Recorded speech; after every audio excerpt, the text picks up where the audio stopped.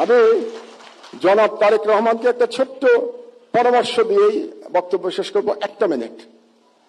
শেখ মুজিবুর রহমান মুক্তিযুদ্ধের সাথে জড়িত ছিলেন না, তিনি জানতেন না মুক্তিযুদ্ধ কিভাবে হয়েছে, এবং তিনি ফিরে এসেও জানার চেষ্টা করেন নাই মুক্তিযুদ্ধ কিভাবে হয়েছে।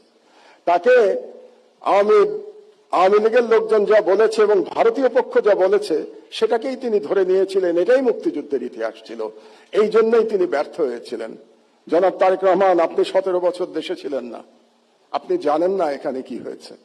আপনার বিশিষ্ট লোকজন আপনাকে যা বলেছে এটাই আপনি শুনেছেন, এবং এখন যারা মিডিয়ার নতুন বন্ধুরা আপনাকে যেটা বলছে সেটাই আপনি শুনছেন, এবং সেটাই আপনি মনে করছেন এটাই বাংলাদেশের 17 বছরের ইতিহাস।